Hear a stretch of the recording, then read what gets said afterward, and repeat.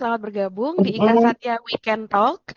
Sama seperti tadi sudah disampaikan oleh Mbak Tito, jadi ini adalah program dari PP Ika Satya, Alumni Engagement, juga dibantu dari Kesekretariatan dalam rangka 70 tahun UKSW, dan tentunya di sesi yang melibatkan alumni-alumni, karena alumni kita sudah 77.000 lebih, tersebar di dalam dan di luar negeri. Alumni berkarya dan menginspirasi. Nah, kita akan masuk dalam topik hari ini ya, Sepiring MBG Sejuta Cerita.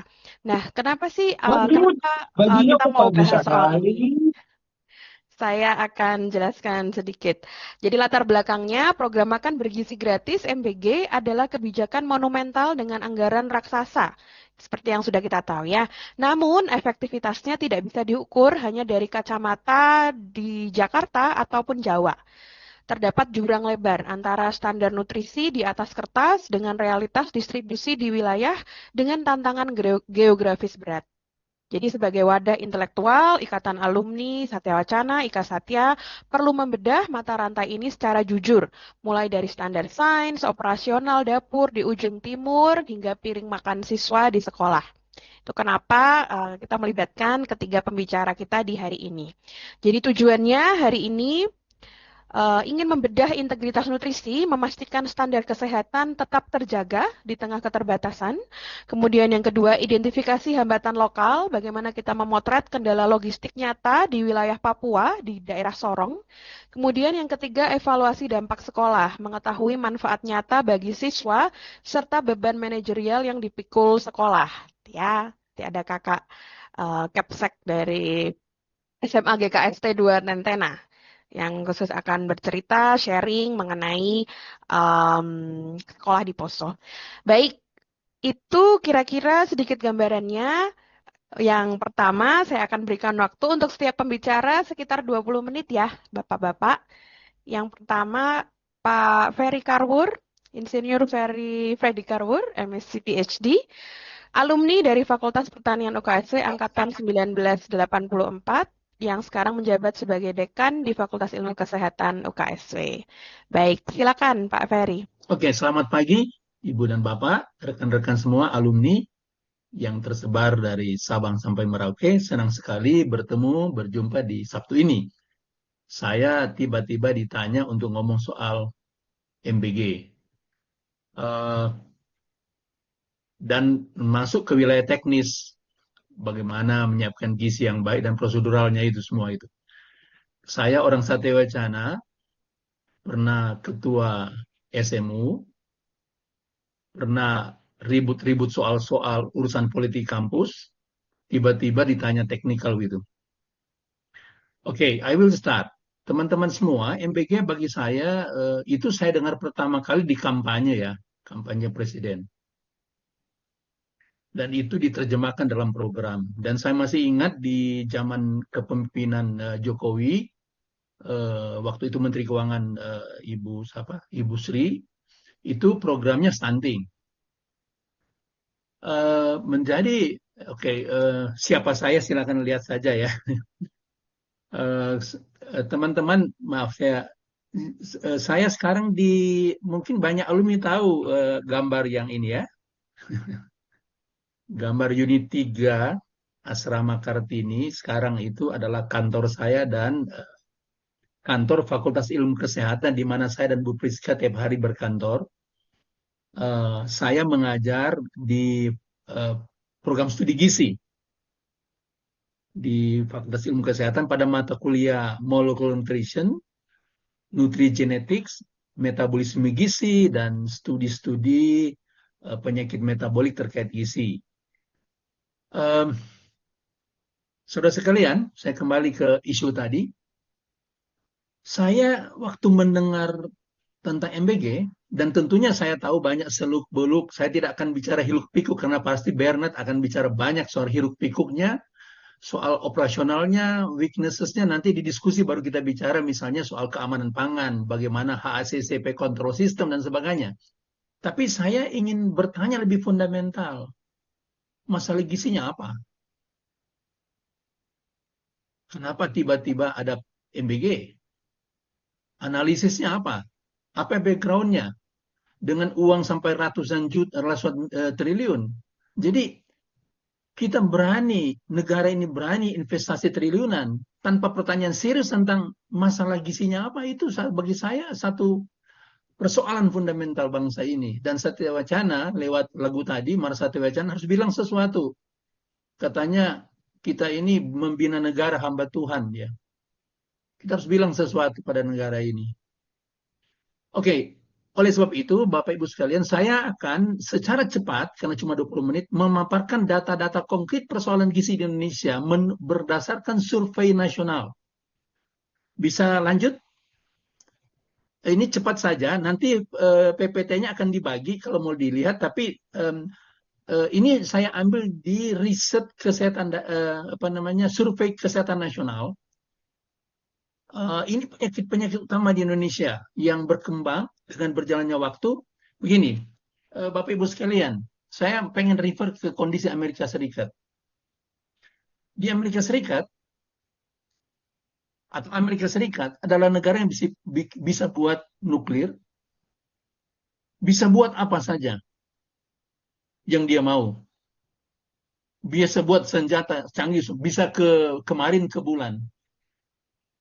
Tapi ada satu hal yang sebagai negara Amerika gagal dan belum mampu dalam suatu pertempuran. Bapak Ibu tahu apa pertempuran dia gagal sebagai negara? Yaitu pertempuran melawan obesitas. Jadi 70%, 60% sampai 70% Amerika Serikat itu mengalami obesitas. Jadi pertanyaan saya adalah, kenapa negara yang sebegitu raksasa, sebegitu powerful, tidak mampu melakukan itu? Nah ini pertanyaan fundamental, bukan saja saya bertanya pada pribadi si A si B, karena itu bukan persoalan si A si B, itu persoalan negara dan kebijakan negara. Itu sebabnya dalam konteks Indonesia, apakah Indonesia akan menyerupai Amerika atau tidak? Justru di sini persoalannya. Penyakit-penyakit metabolik yang muncul atau penyakit-penyakit terkait gizi yang muncul di Indonesia mirip dengan Amerika, persis mirip. Dia mengkopi Amerika dan Eropa dan beberapa negara, dan antara lain adalah Cina. Cina sejak terjadi revolusi sekitar 2008 sampai selanjutnya ya, mengalami mirip dengan Amerika, mengalami gangguan obesitas, gangguan metabolik karena masalah gizi. Tidak mampu mengendalikannya. Nah, Indonesia sekitar 30-40% sedang mengalami hal yang sama. Nah, inilah penyakit-penyakit atau beban-beban penyakit dan yang membebani sistem masyarakat. Ini hasil riset dari Mbo ya, mantan Menteri Kesehatan. Saya sangat respect, beliau sudah mantan menteri tapi masih publikasi di jurnal yang sangat terkenal. Apa saja beban penyakit yang akan dan sedang dihadapi Indonesia? Kita lihat tekanan darah tinggi, merokok, risiko diet, glukosa kadar gula darah tinggi, indeks massa tubuh yang tinggi, dan masalah malnutrisi yang itu sebenarnya makin kecil pengaruhnya. Yang warna merah-merah itu. Jadi di Indonesia ini beban-beban atau penyakit yang merupakan satu beban yang dihadapi masyarakat lewat apa yang disebut DALI, matriks yang udah mengukur beban penyakit secara keseluruhan. Jadi kita bisa hidup panjang, tapi kita menderita penyakit. Oke, kita bisa lihat lebih lanjut, silakan. Ya, saya ambil dari data-data survei kesehatan nasional. Bisa ke bawah, lanjut supaya tidak panjang. Bisa turun ke bawah. Nah, Bapak Ibu sekalian, di Indonesia ada 3 beban gizi. Pertama, gizi kurang. Yang kedua, overnutrition. Yang ketiga, defisiensi gizi mikro. Nah, overnutrition ini yang tadi saya katakan obesitas, overweight, dan sebagainya. Nanti kita bahas lanjut. Kita lihat pada data-data nasional. Bisa ke bawah. Apa dan bagaimana penyakit-penyakit di Indonesia terkait gizi. Coba kita lihat data selanjutnya. Kita lihat, ini adalah status gizi balita Indonesia. Kita lihat per provinsi bahwa kita lihat sebelah kiri dan kanan. Yang wasting itu, yang artinya sangat kurus, ya, itu tersebar di berbagai daerah secara tidak merata di NTT, di Papua, dan di Maluku. Kita lihat ekstrim, sementara di daerah lain seperti misalnya di Lampung atau di Jawa Timur itu rendah. Sebaiknya obesitas kita lihat sebelah kanan, ada daerah-daerah yang sangat ekstrim obes banyak jumlahnya di Papua, di Kalimantan Tengah, di Bangka Belitung. Jadi tingkat obesitas pada balita ya. Bisa lanjut ke bawah?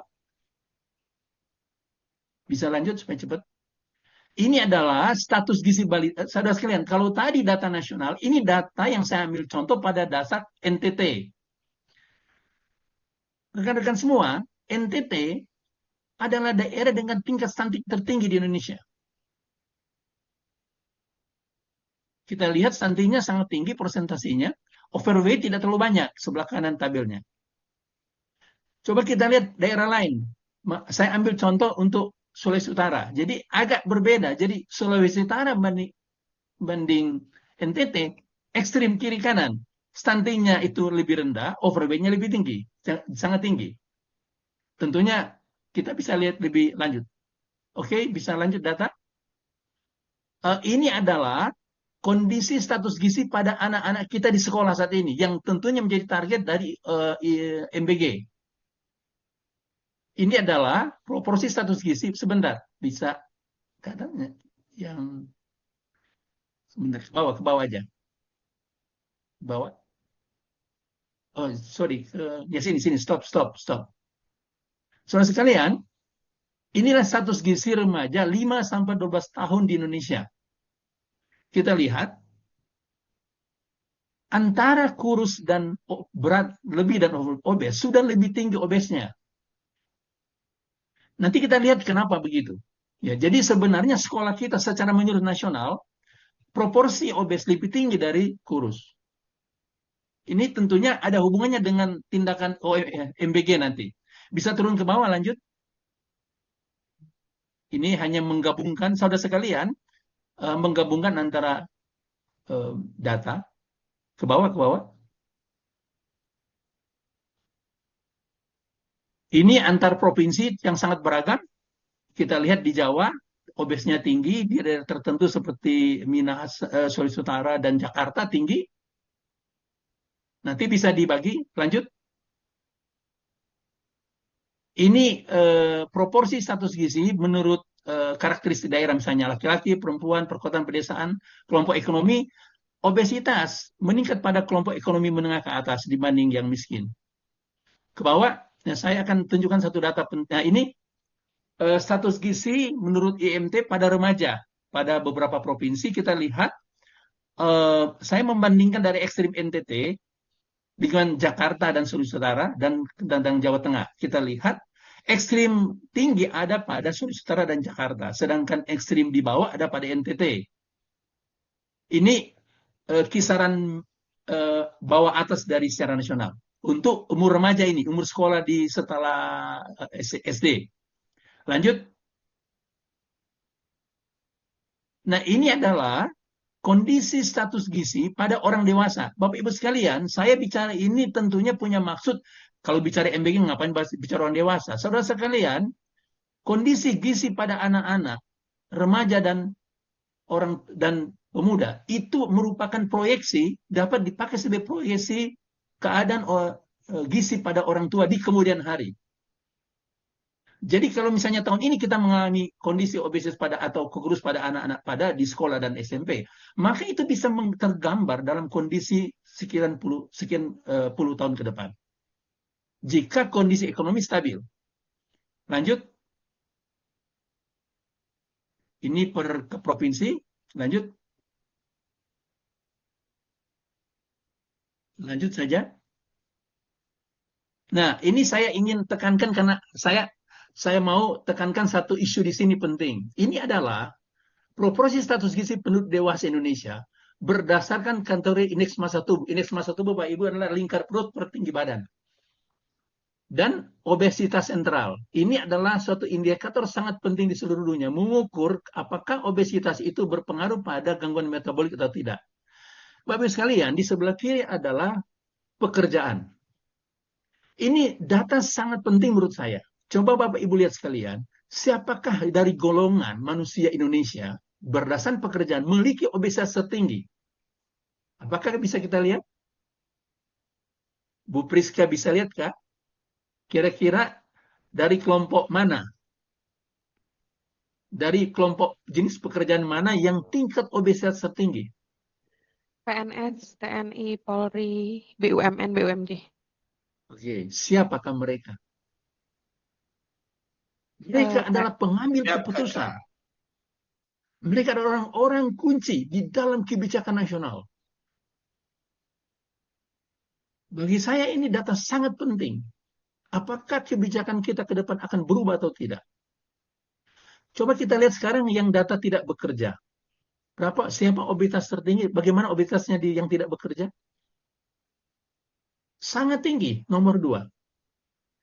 Bapak Ibu sekalian, kalau kita bicara obesitas pada PNS dibanding tidak bekerja, itu dua isu yang berbeda. Kalau yang mereka tidak bekerja, kita bicara justice.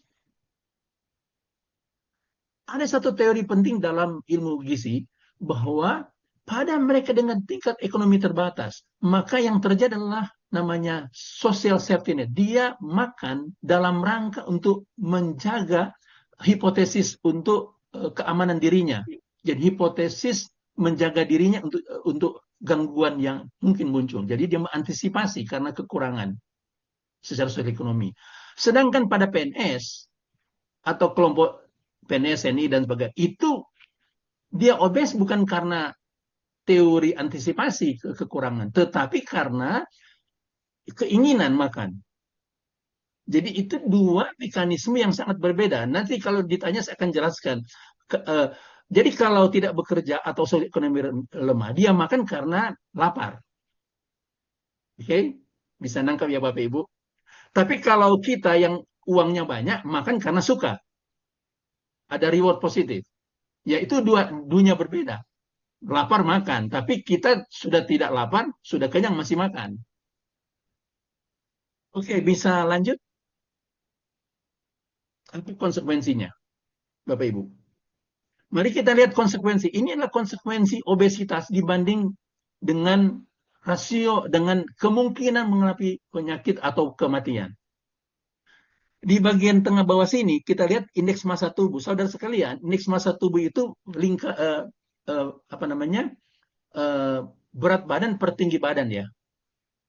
Jadi kalau kita indeks massa tubuh normal itu sekitar 20 sampai 25 lah. 18 sampai 25 itu normal dan risikonya terendah. Tapi waktu kita masuk pada makin kurus, maka risikonya tinggi.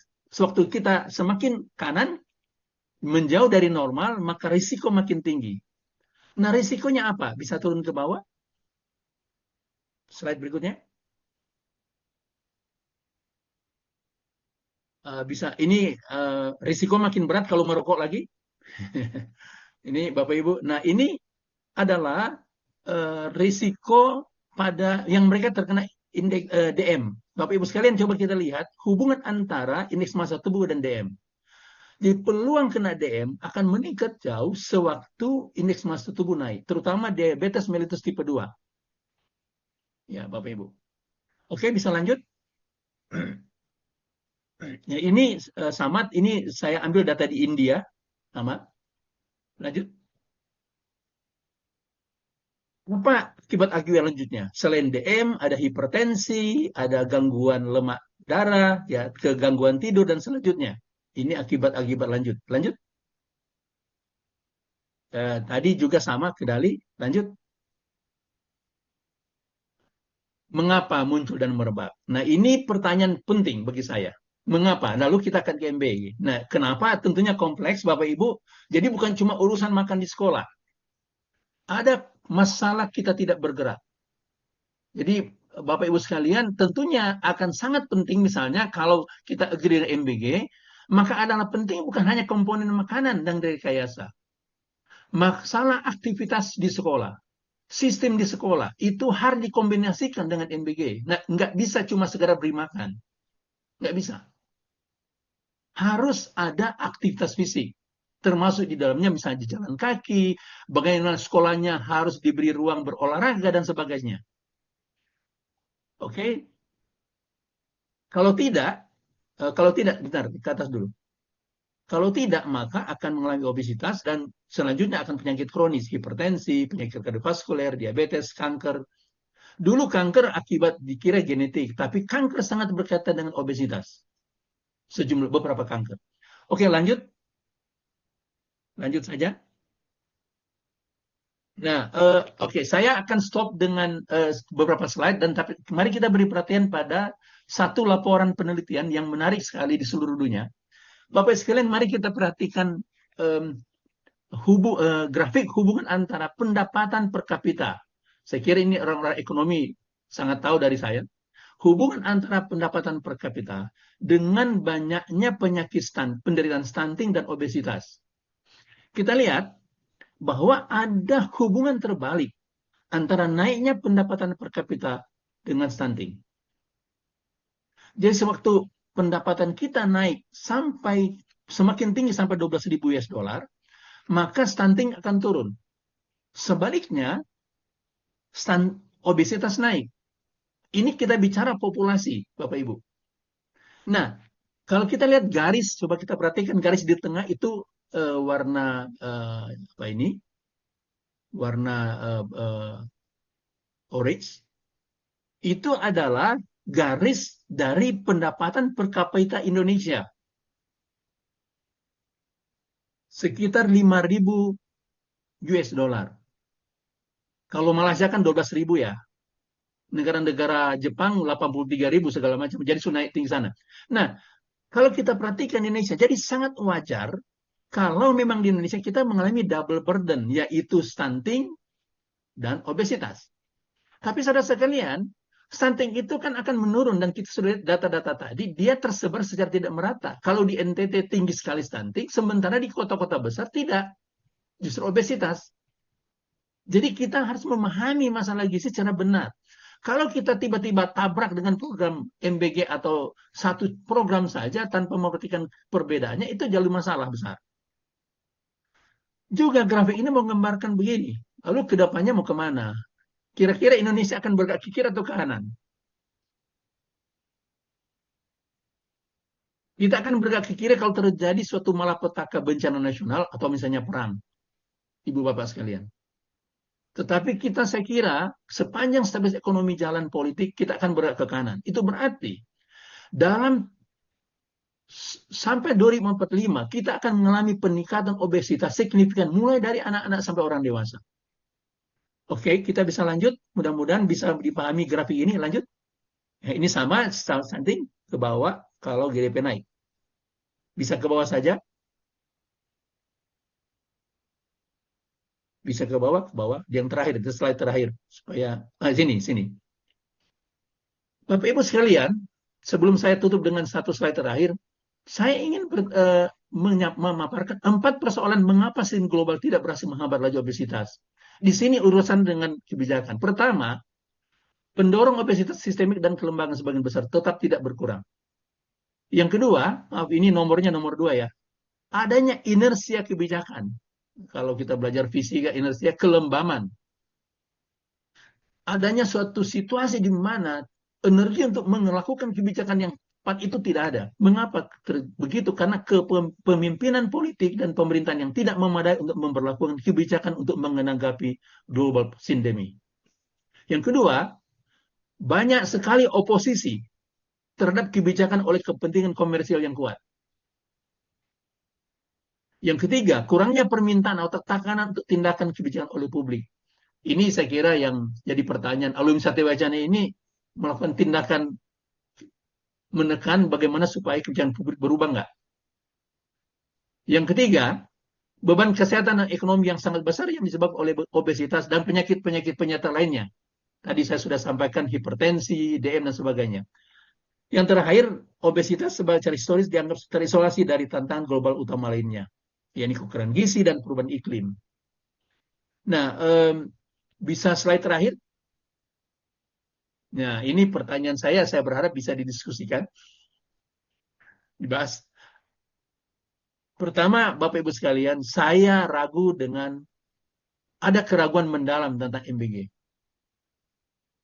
Tapi tidak berarti ragu dalam pengertian negatif ya. Bahasa Satya Wacana itu kritis. keraguan itu tidak berarti mengatakan bahwa tidak usah. Tetapi kita membutuhkan suatu pikiran kritis termasuk data-data tadi. Yang kedua, nah ini, terdapat peluang jangka panjang. Saya mengerti bagaimana orang yang memiliki MBG menginvestasi uang yang begitu besar. Tetapi sistem politik kita masih berakhir hanya 5 tahun. Di Amerika Serikat, sebagian besar investasi untuk MBG di Amerika Serikat banyak sekali MBG juga. Itu awalnya banyak di Amerika Serikat. Itu berhasil untuk meningkatkan keragaman makan sayur-sayuran dan buah-buahan di sekolah. Jadi kalau jangka panjang lewat continuous quality improvement, menurut pendapat saya itu berpeluang. Asal jangan cuma karena politik siklus 5 tahun. Nah, apa peran alumni? Saya kira kita kembali ke Mars Satewacana.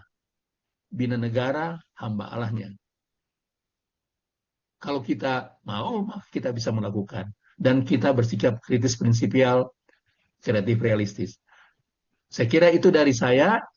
Terima kasih, maaf mengambil waktu. Nanti slide-nya bisa dibagi. Terima kasih. Baik, terima kasih Pak Ferry untuk data-data yang mungkin juga membelalakkan mata kita ya, membuat kita menjadi sadar bahwa yang lebih penting memang sebenarnya alasan gitu, kenapa MBG ini diadakan oleh pemerintah gitu. Jadi menjadi bahan reflektif kita bersama. Ya, terima kasih Bu Isana Meranga untuk komentarnya. Baik, kita lanjut dulu. Kita akan lanjut ke pembicara yang selanjutnya. Kak Bernard Trompasium. Dipersilakan Kak, kurang lebih 20 menit mengenai tantangan dapur umum di Tanah Papua. Iya, baik. Terima kasih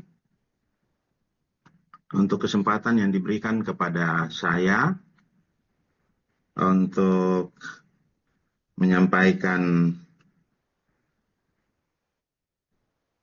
sedikit permasalahan yang ada di Tanah Papua terkait dengan MBG. Terima kasih juga kepada Bang Eka sebagai Ketua Ika Satya yang memberi ruang itu bagi saya. Sebenarnya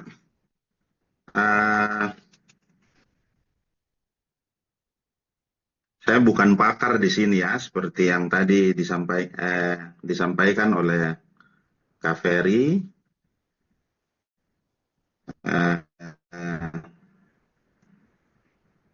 Saya hanya pelaku yang terlibat ya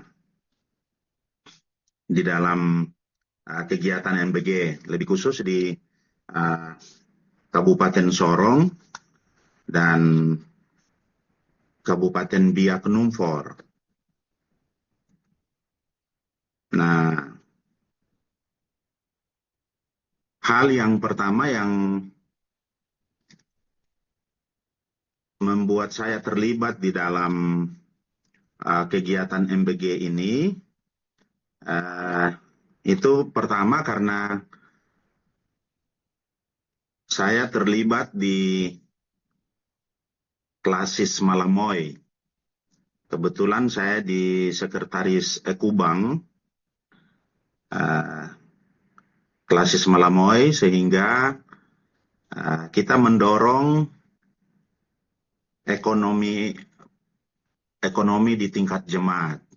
Nah, itu yang membuat sehingga saya juga terlibat mendorong MBG di beberapa jemaat yang ada di Kabupaten Sorong, ada di Yapen, tapi juga ada di Biak, terutama di Kepulauan Padaido.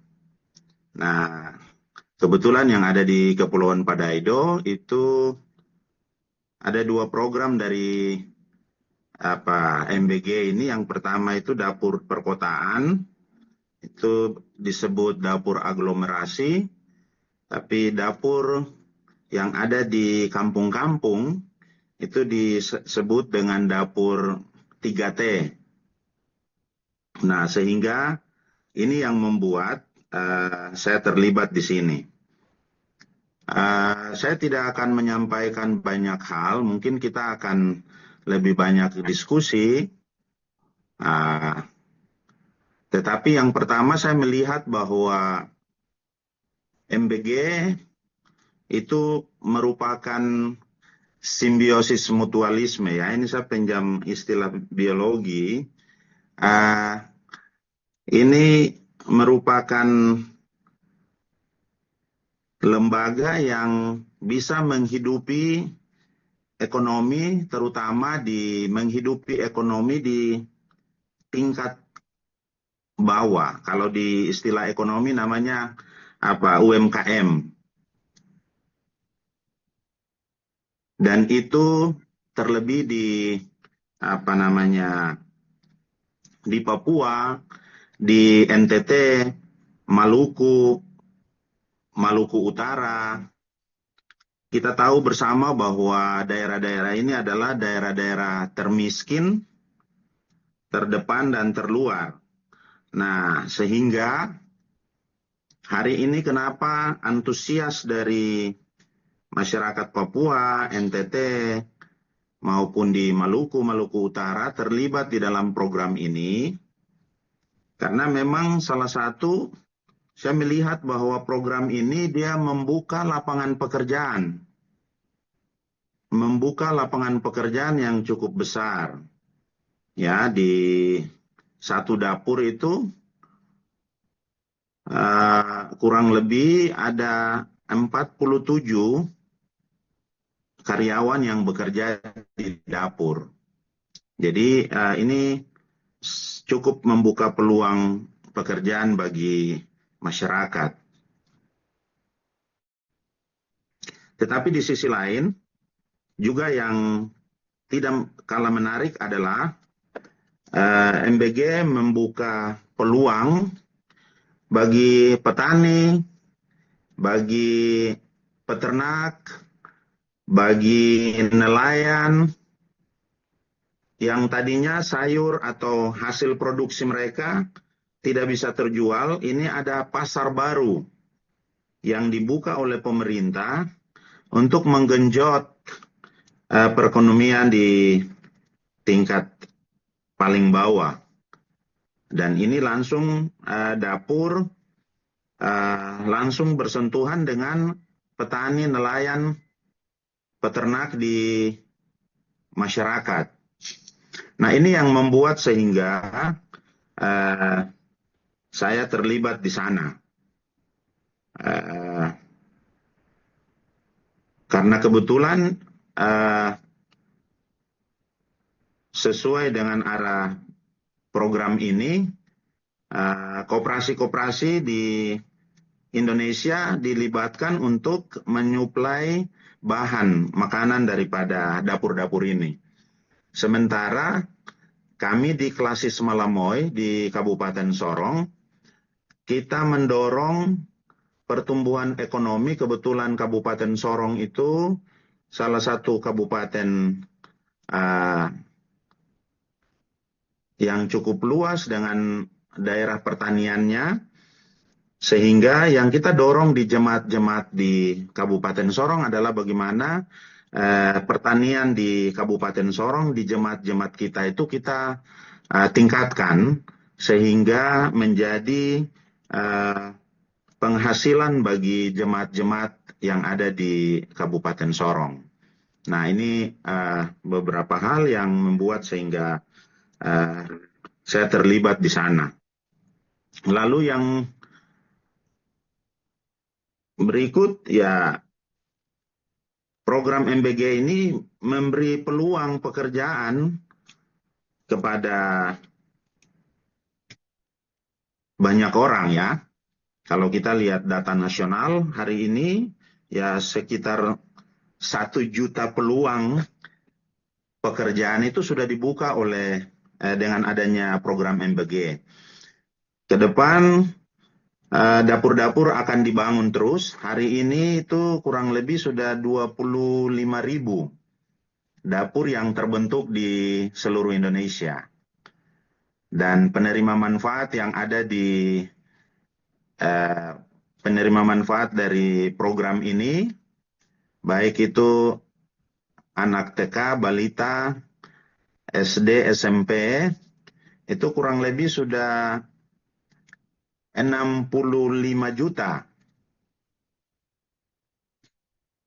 penerima manfaat. Jadi memang ya secara ekonomi ini program yang akan mendorong pergerakan ekonomi sangat besar di tingkat bawah bagi masyarakat. Nah, satu hal lagi yang menjadi pergumulan di Papua, terutama di Kabupaten Sorong, tetapi juga di beberapa kepulauan daerah-daerah terluar, ini program ini membuka peluang pekerjaan.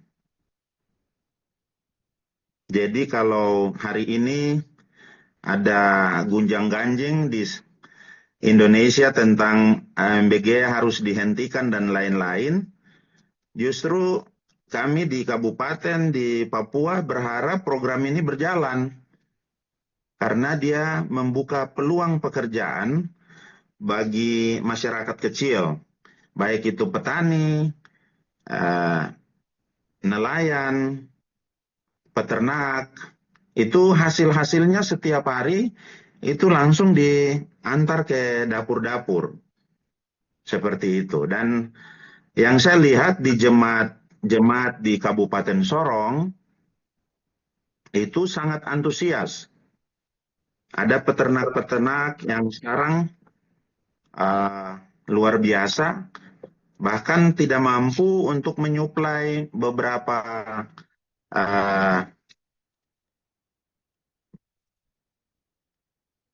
pasokan yang diminta oleh dapur. Nah, seperti itu. Jadi mungkin saya melihatnya dari segi itu. Jadi ada pertama panggilan hati untuk menjawab tantangan dari program ini, untuk memberi makan, tetapi juga memberi peluang pekerjaan, prospek bisnis di jemaat, peningkatan ekonomi jemaat. Ya, minta maaf saya bukan orang ekonomi, tapi saya melihat bahwa ini luar biasa. Jemaat-jemaat kita di kabupaten cukup antusias dengan menanam sayur, dengan beternak. Hasil-hasil mereka itu langsung diantar ke dapur-dapur. Jadi koperasi-koperasi, kebetulan ada beberapa koperasi jemaat yang kita bina, itu mereka langsung produknya diantar ke dapur. Jadi ini menurut saya sangat membuka lapangan pekerjaan bagi kita di Indonesia Timur, lebih khusus di Kabupaten Sorong. Mungkin itu beberapa hal yang ingin saya sampaikan kepada kita sekalian. Mohon maaf, ini menjadi catatan penting sebenarnya keterlibatan saya di MBG. Jadi pertama mendorong jemaat-jemaat untuk terlibat di dalam program ini. Nah, beberapa waktu yang lalu saya juga sampaikan ke Bang Eka supaya kalau bisa alumni juga terlibat di dalam membangun dapur. Beberapa waktu lalu kita diskusi bagaimana alumni terlibat untuk membangun beberapa dapur di Papua. Memang untuk membangun satu dapur itu perlu modal yang cukup besar. Tetapi saya pikir kalau untuk satu atau dua dapur bagi pengurus Satya Wacana, saya pikir tidak terlalu besar begitu. Ya. Nah, ini apa peluang-peluang yang ada di MBG. Nah, dari waktu ke waktu banyak juga perubahan yang terjadi, kebijakan yang terjadi di dalam MBG itu sendiri, karena mungkin karena lembaga ini baru, sehingga banyak juknis yang berubah dalam melaksanakan program ini. Banyak hal yang berubah dan terutama kondisi real yang hari ini terjadi di Indonesia, banyak keracunan. Nah, itu sekarang MBG lebih ketat standarisasi dari MBG itu sehingga meminimalisir keracunan-keracunan yang terjadi di sekolah-sekolah. Lalu yang berikut, satu hal yang menarik nanti Pak Kepala Sekolah akan banyak bicara tentang bagaimana kondisi di sekolah, tetapi yang saya melihat antusias dari anak-anak sekolah itu pada saat belum MBG ini berjalan dan sudah berjalan itu antusiasnya berbeda. Jadi anak-anak itu lebih rajin ke sekolah.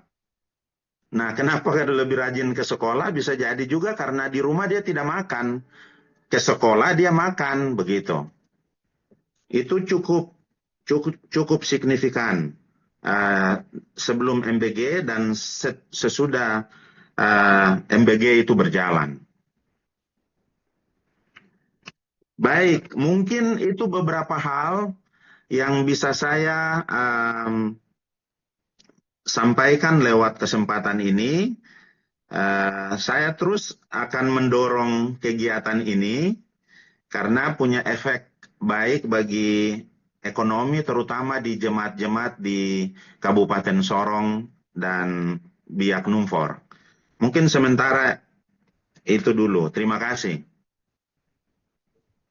Baik, terima kasih Kak Bernard.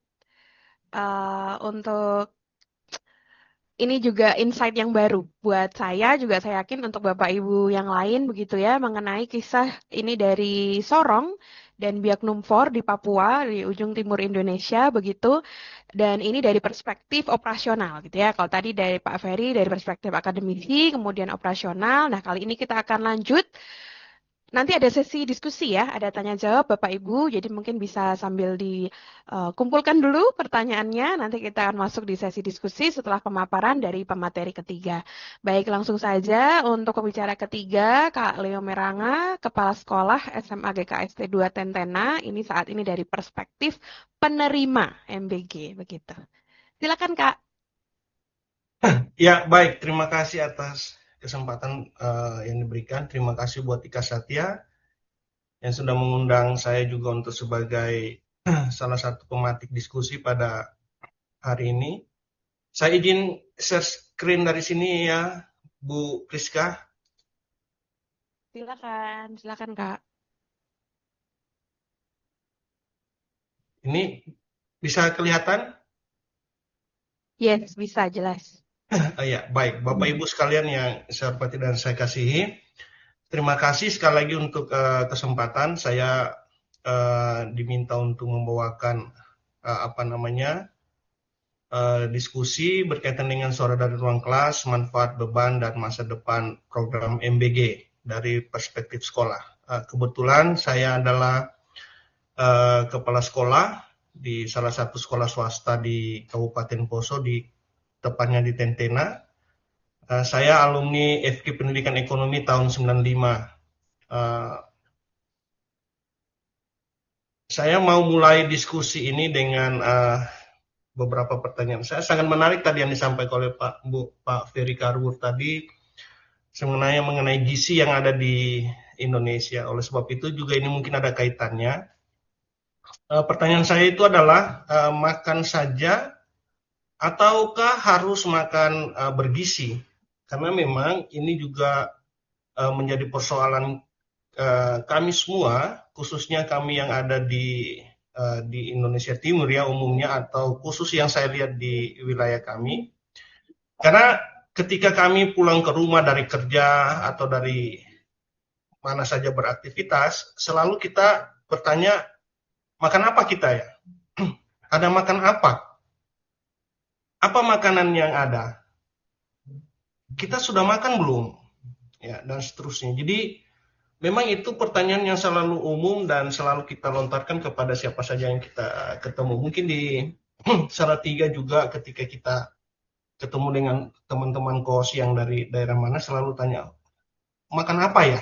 Nah, ini pertanyaan yang selalu muncul. Berarti bagi kita, kita akan bertanya tentang apakah perut kita sudah aman. Dalam konteks ini, apakah kita hari ini dalam konteks kenyang, ya, dan mungkin apakah kalau sudah kenyang, apakah kita sudah makan enak hari ini. Nah, itu juga satu pertanyaan yang selalu mungkin muncul bagi kita semua. Sehingga makan itu juga harus kita lihat dari perspektif budaya, karena menurut saya ini sudah seperti hal yang selalu terjadi bagi kita semua, khususnya kita di wilayah di daerah-daerah ya. Nah, sehingga karena makan itu sudah merupakan nilai menurut saya dalam keluarga. Kalau tetangga datang, keluarga datang, yang pertama kita tanya, bagaimana kabar, so makan belum, dan seterusnya. Jadi memang makan itu sudah menjadi sesuatu hal yang melekat bagi kita ya. Kemudian itu juga menjadi nilai bagi masyarakat atau komunitas, karena memang bagi masyarakat kita, kalau kita punya acara, hajatan, dan sebagainya, yang dipikirkan itu bagaimana menerimakan tamu. Nah, dampaknya adalah bahwa makan itu menjadi sesuatu yang utama. Gitu. Nah, sehingga pertanyaannya, apakah gizi sudah menjadi yang utama dalam pertanyaan kita sudah makan atau belum, atau hanya mau makan saja. Nah, tentunya ini akan berdampak terhadap MBG. Nah, ini perspektif yang mungkin berlaku juga bagi anak-anak kita, karena ini juga berlaku di dalam satu keluarga. Nah, itu sebagai pengantar saya, Bapak Ibu. Jadi, bagi saya makan itu bukan hanya sekedar makan bergizi gratis ya, tetapi sebenarnya kita mau lihat bahwa makan itu sudah merupakan bagian dari ada budaya yang membungkus di dalamnya. Nah, sebagai informasi itu kita di SMA GKSD 2 Tentena itu sudah mulai MBG itu sejak 20 Maret 2025 dengan jumlah siswa 354 orang. Nah, sejauh ini kami belum ada kasus keracunan, tetapi sudah terjadi satu kali pergantian dapur. Nah, ini dapur kami berubah karena waktu itu satu dapur, kemudian itu terlalu banyak siswa yang harus dilayani sampai berapa ribu waktu itu ya, sehingga makanannya pernah ada terjadi makanan yang rusak ya, tapi bukan keracunan, makanannya yang rusak, tidak ada yang keracunan, sehingga ditambah lagi satu dapur, sehingga kami saat ini sudah pindah ke dapur yang baru, dan kita bersyukur karena kalau dulu kita itu biasa terima makan itu jam-jam 11-12 ketika anak-anak masuk kelas, jadi itu sangat mengganggu. Nah, sekarang itu jam-jam 9 sudah sampai makanannya, sehingga jam istirahat itu bisa digunakan anak untuk makan. Nah, apakah sudah pernah terjadi makanan yang rusak? Sudah, ya, beberapa kali, baik makanan basah maupun makanan kering, ya. Sudah pernah, tetapi kita sudah komplain, dan sejauh ini hal itu terus terhindari ya, sehingga sampai saat ini belum lagi terjadi kerusakan makanan. Sudah pernah ada makanan yang kurang ya, ini juga pernah terjadi makanan yang kurang dari jumlah ya, tetapi kemudian sudah direspon oleh pengelola makanan, sehingga saat ini makanan itu mencukupi semua siswa yang ada. Nah, kemudian kami itu di dalam ran materi itu ada ditanyakan berkaitan dengan manfaat. Nah, saya coba membuat pertanyaan-pertanyaan kepada siswa dari dulu ya. Sebenarnya saya juga dalam diskusi di beberapa WhatsApp group, saya memberikan argumen-argumen berkaitan dengan MBG yang terjadi di sekolah. Sebelumnya saya tanya, Bu Priska ini masih kedengaran, Bu? Iya, masih kedengeran, Pak. Aman. Oke, baik. Ya. Ya, baik. Yang pertama adalah bagi siswa, itu ternyata siswa itu tidak perlu repot lagi menyiapkan makanan kalau mereka mau ke sekolah. Ya, itu. Jadi ini sangat bermanfaat bagi siswa ya. Jadi kalau dulu itu mereka harus bangun pagi, repot dan orang tua. Jadi mereka sudah tidak terlalu repot lagi untuk menyiapkan makan mereka untuk ke sekolah. Yang kedua, asupan gizi lebih terjamin ya. Saya juga bertanya ke anak-anak itu, bagaimana sih kalau kamu makan dengan seperti, oh biasanya kita makan nasi dan sayur, ini sudah ada buah ya, sudah ada apa namanya, kadang kita dibagikan susu, ya, ada roti dan seterusnya. Nah yang berikutnya, siswa mengenal makanan baru termasuk buah yang sebenarnya yang jarang dikonsumsi. Jadi dulu itu ada siswa yang belum pernah makan buah pir, ya, jarang makan apel, belum pernah makan anggur, ya, kemudian tidak pernah tahu buah kelengkeng. Nah, hari ini mereka sudah merasakan itu. Jadi itu juga mereka mengenal makanan yang baru. Kalau jenis apa namanya, ikan itu kan sudah umum ya, ikan laut, paling ikan laut, kemudian sayur-sayur yang umum ya, ikan danau, kemudian kalau daging itu ya daging sapi paling apa namanya, paling top. Tetapi ada menunya itu.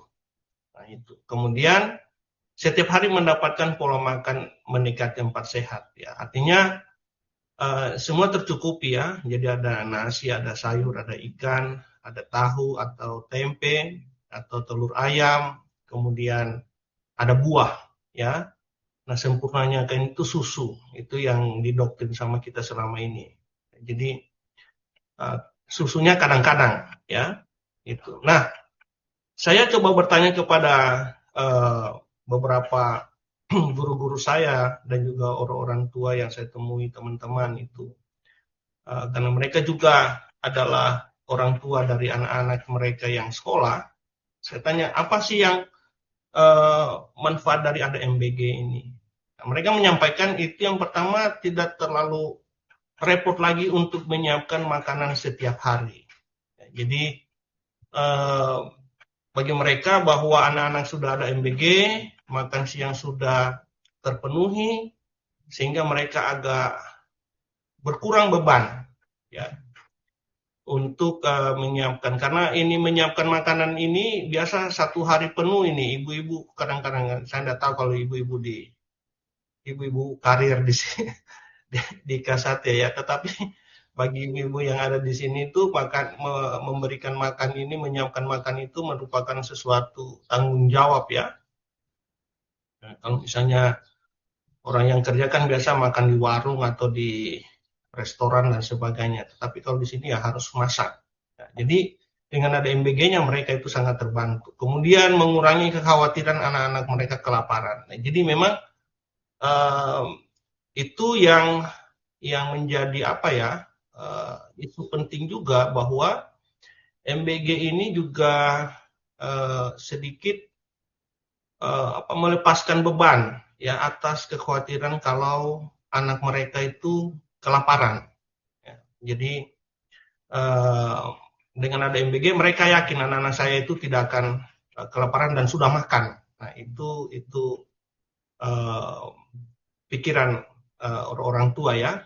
Dan MBG dianggap sudah mencukupi kebutuhan makan anak. Jadi dengan ada MBG berarti ya sudah, anak saya hari ini sudah makan siang sudah oke, berarti ya mereka tidak akan kelaparan. Nah, sehingga memang pertanyaannya, apakah ini memang benar makan bergizi gratis atau hanya makan gratis? Ya, jadi itu juga seperti disampaikan tadi Pak Ferry, kita harus mengkritisi juga.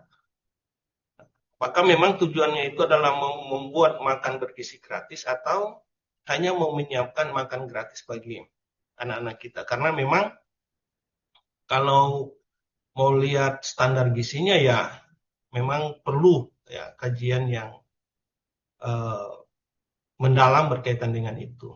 Nah, sekarang kita mau lihat dampaknya seperti apa.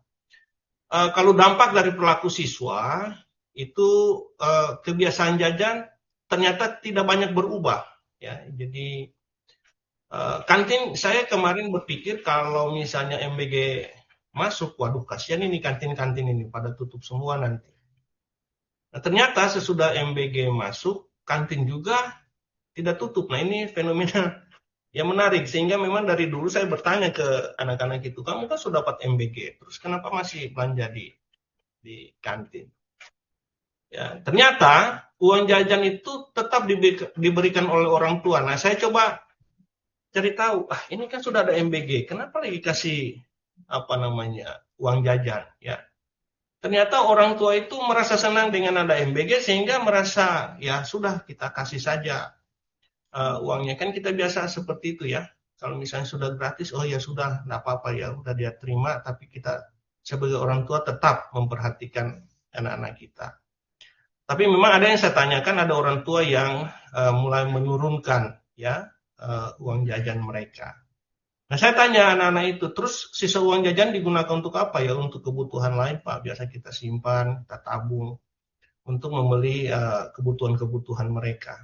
Nah, jadi memang dampak perilaku siswa terhadap MBG ini dari sisi konsumsi itu berubah tetapi tidak terlalu signifikan, terutama untuk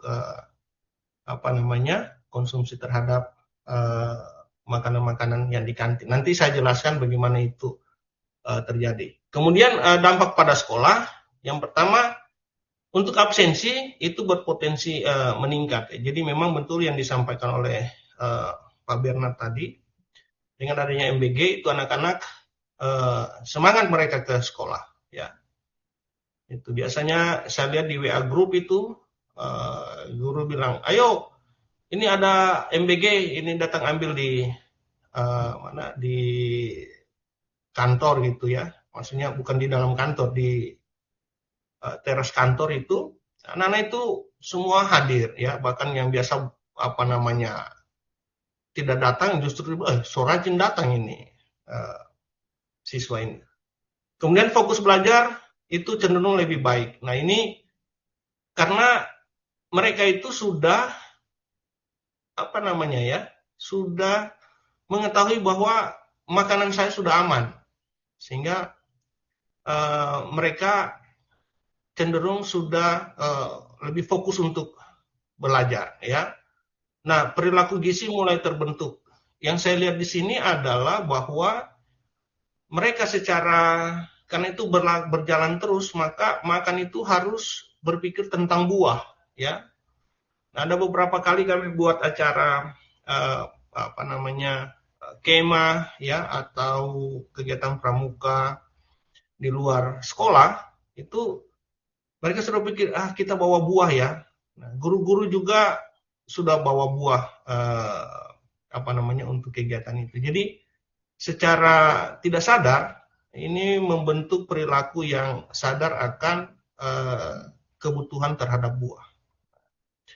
Tapi apakah itu sudah berdampak secara signifikan? Ya, belum dapat dipastikan ya. Apakah itu sangat signifikan terhadap misalnya prestasi anak, terhadap perkembangan otak anak, kecerdasan dan seterusnya ya, karena itu butuh waktu. Nah, mungkin ini kalau dimulai dari tingkat TK, SD, SMP, ya mungkin itu akan kelihatan nanti ketika mereka sudah di SMA, karena berkaitan dengan itu kan butuh waktu yang lama. Nah, beban tantangan yang pertama adalah selera makan. Jadi itu tadi yang saya bilang, kenapa anak-anak masih membeli makanan di mana? Di kantin, karena ini berkaitan dengan selera ya. Jadi awal pertama MBG, semangat, apa yang ada dimakan semua habis ya. Nah, sesudah berjalannya waktu, ternyata selera itu sangat berpengaruh ya. Nah, itu jadi tidak semua makanan yang ada di MBG itu sekarang itu habis disantap ya, karena itu juga berkaitan dengan selera. Karena makanan itu cenderung monoton. Kemudian tampilan penyajian. Nah, ini juga saya coba buat. Itu kalau menggunakan piring ompreng, itu kelihatannya wadahnya terlalu besar, lauknya terlalu sedikit. Padahal pada saat saya coba pindahkan ke piring, ternyata makanannya itu dengan tataan di piring itu jauh lebih lebih menarik ya, hampir sama dengan makanan di kantin. Ya, cuma karena mungkin piring omprengnya sehingga dari sisi penampilan itu kurang menarik ya. Nah, kendala operasional itu sisa makanan itu dikelola secara informal, itu dibawa untuk makanan ternak. Ya, jadi ada teman-teman guru ya, ada orang-orang yang punya ternak, itu biasa mereka datang ke sekolah untuk mengambil sisa-sisa makanan itu untuk dikelola sebagai makanan ternak ya.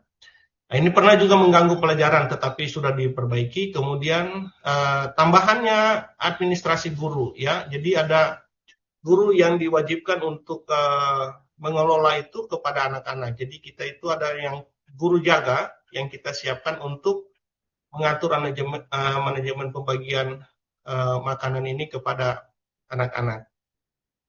Nah, itu sebenarnya kendala operasionalnya. Tetapi karena itu jam istirahat, sehingga sesudah jam istirahatnya masuk, ya guru-guru ini kembali untuk melaksanakan tugas masing-masing.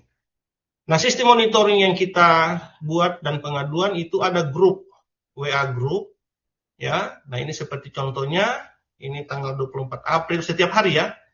24 April, SPPG Poso Pemenang Lembang, harga per porsi ini di sharing setiap hari.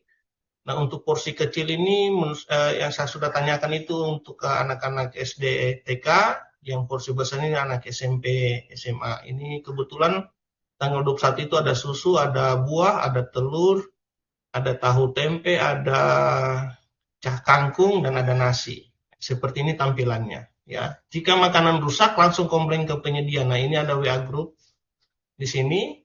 Ada makanan ini telur ayam di bawah, kemudian ini rusak tatakannya ya. Jadi telur ayamnya tidak sesuai tempatnya, kemudian sayurnya berlebihan ini. Nah, ini kita komplain, langsung foto, langsung kirim ya.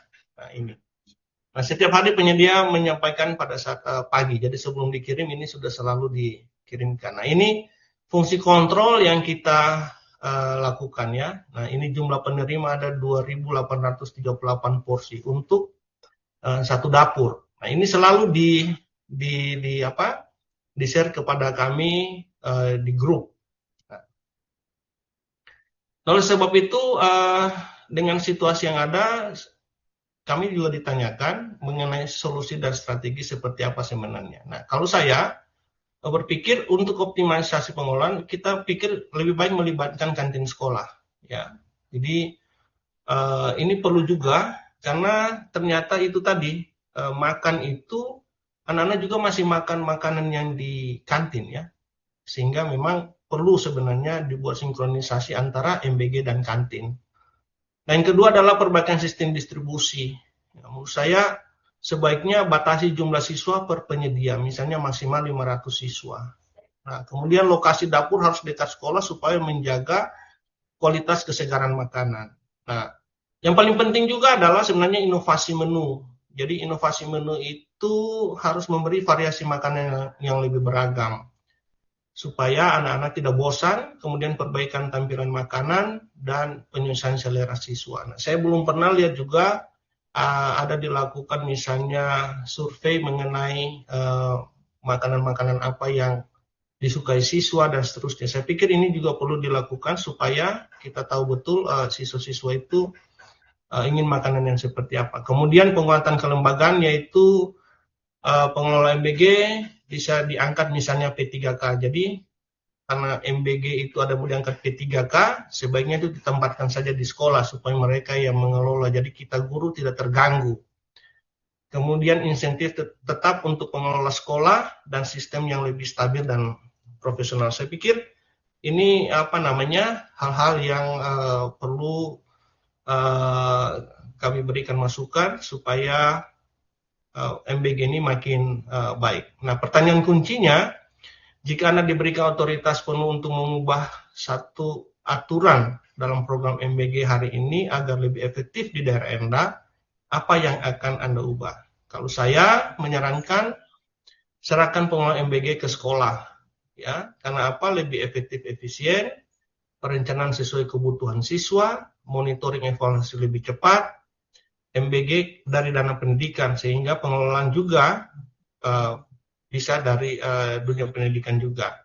Ya, saya mau melihat ini jangan dilihat sebagai MBG ini bagian dari proyek atau kepentingan bisnis ya, tetapi ini merupakan sebagai satu kesatuan sistem pendidikan yang saling berkaitan antara makan bergizi gratis dan peningkatan kualitas pembelajaran dan pendidikan. Mungkin itu yang ingin saya sampaikan dari materi yang saya coba siapkan. Sekian dan terima kasih. Ya, terima kasih Pak Leo Meranga, Kepala Sekolah dari Poso. Untuk sharingnya juga membukakan mata saya lagi, ada another perspective ya. Jadi kalau ada piring gizi itu 3 pemateri kita tuh udah fill in gitu ya. Outputnya dari webinar kita pagi ini, kita akan menghasilkan catatan kritis alumni UKSW untuk MBG yang akan dipublikasikan dan dikirimkan secara resmi kepada BGN, Badan Gizi Nasional, sebagai kontribusi nyata dari alumni UKSW untuk bangsa Indonesia.